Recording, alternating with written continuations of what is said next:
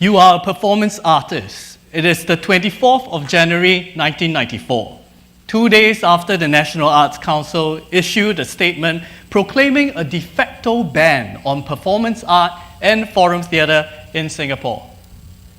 You teach contemporary art in a public university, also known as the National Institute of Education. You receive this anonymous letter from your students. The letter calls for a boycott of your classes. It is left in your mailbox with copies circulated to the dean and other faculty in your department. Your name is Lan Gen Bah. You are LGB. LGB was born in Singapore in 1948. LGB spent the first 10 years of her childhood in Singapore, Malaysia, and China. Your mother is a post-Freudian psychologist and new generation poet. Your father is a nuclear scientist and an emissary of the People's Republics of China's former consulate in Boston. LGB is Lan Gen Bah, Lan Gen Bah. You choose to further your education in cognitive science at MIT and work with Marvin Minsky. While at MIT, you focus on the relationship between cognition, indoctrination, and interpellation, seeking a socialist model of mind. In 1995, you were invited by a group of Singaporean artists to expand your research to include performance art. This is a documentation of your first exhibition in Berlin. In 1996, you co-wrote and presented a paper at a symposium at Penn State University. The paper was titled The Performative Indoctrination Model and introduces recent research done in Southeast Asia under the funding of the CIA to manifest, hybridize, essentialize, enculturate, and totalize US ideology in the region from the period of the American War in Vietnam to the end of the 20th century. I Am LGB was an experiment conducted by the LGB Society of Mind as part of the Singapore International Festival of Arts in 2016. There were 3 sessions of this experiment held on the 18th, 19th, and 20th of August. Each session involved 100 participants and lasted for up to 4 hours. The LGB Society of Mind was assembled to examine the life and work of LGB, Lan Gen Bah. There are 8 members in this society. Participants report for the experiment at 7 p.m. sharp. At the door, you are greeted by a facilitator. You are given a lab coat with an index number and a colored tag. This is your number and grouping for the evening. You are given a red textbook, which should be going around, with assigned readings and a glossary of terms. Some of these terms include Society of Mind, Homo Spectator, Turing test, emancipation, propaganda, and artificial stupidity. You are guided to a photo booth and a mugshot is taken of you. You are made to sign an image release form granting the LGB Society of Mind the right to document and reproduce your image. You are then led into the main chamber. The rules for the experiment are clarified as part of the opening assembly.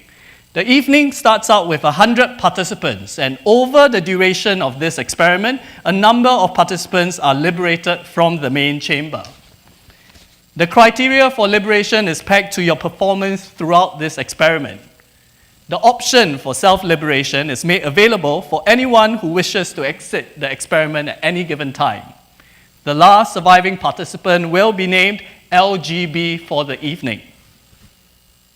A call is made for one volunteer to demonstrate this liberation process, and the experiment is put on hold until someone volunteers.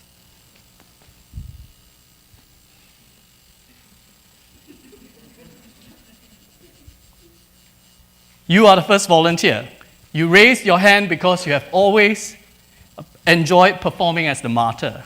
You raise your hand because you are peeved by the clauses in the image release form that was given to you earlier. You raise your hand because you wanted to. Not solitude and solidarity, not solitude or solidarity, but solitude-solidarity will be the new adventure chanted by new poets. At this moment, you chose solitude-solidarity.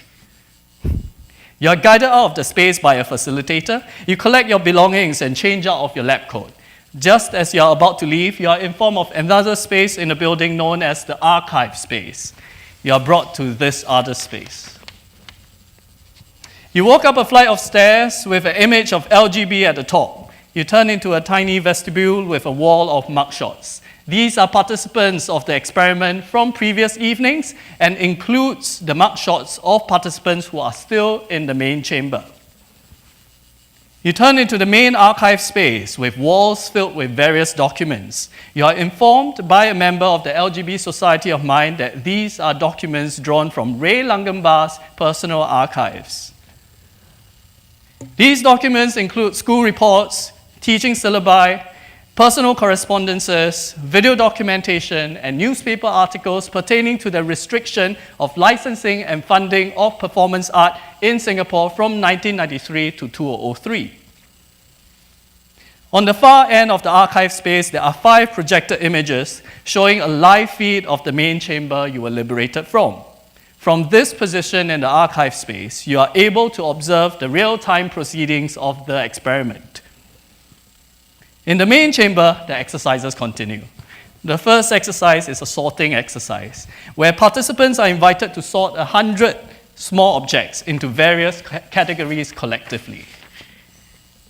This is followed by an address from Lan Gen Bah, who delivers a welcome speech via a live video feed. A 20-minute written exam then follows, with questions based on the experiment and content from the opening address. At the end of these exercises, there are about 60 of 100 participants left in the main chamber. The liberation process continues with a series of 4 concurrent classes. These classes were designed by society members to reflect their research interests and draw from materials on display in the archive chamber above.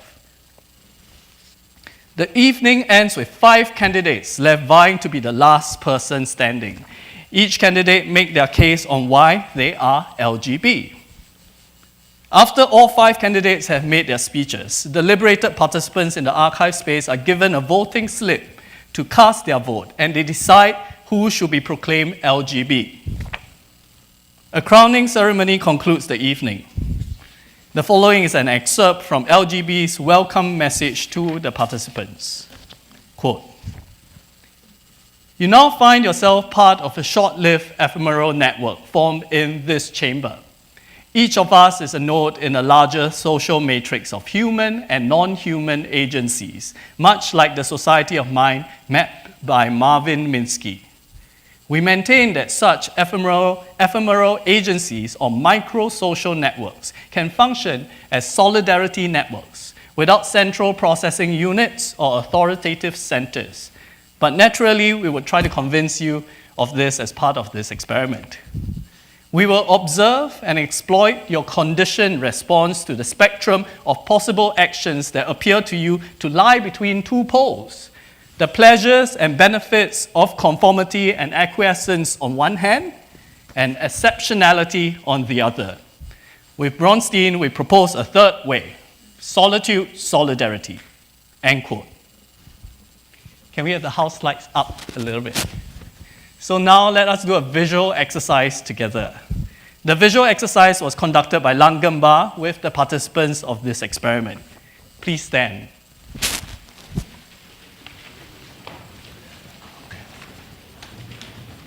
Okay, you can put your stuff down. You need both hands to be free. Okay, find a spot where you are at around arm's length to the person next to you so you can move your arms freely. Yeah? Okay? Now find a spot on the wall directly in front of you and stare at that spot without moving your eyes. Spread out your arms to both sides. Wriggle your fingers and move them backwards and forwards to discover the edge of your visual field without moving your eyes. You know you have found the edge of your visual domain when your fingers disappear when they are still. So when you move them, you see them, but when they're still, they disappear. You have very primitive retinal cells at the edge of your visual field. These are the ones that are excited only by movement. Now move your hands up and down, so you find a 360-degree border of your visual field. Try and determine the shape of that visual field. This is your visual domain. This is a domain of knowledge. Beyond this border lies chaos. Now please turn and look into the pupils of the eyes of the person next to you. Find a partner, pair up. It can be someone you know, it can be a stranger. Yeah? Okay, once you have found that partner, stare into his or her eyes. You should only see these two cylindrical tunnels that connect your pupils with the other as the rest of the world blurs in your periphery. Okay? Remain staring into the eyes of your partner and consider this following text. You are in an iron room with no windows or doors, and it is impossible to break out of.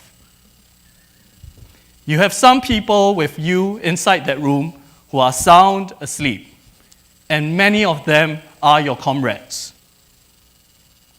Before long, you would all begin to suffocate. You are the only person awake.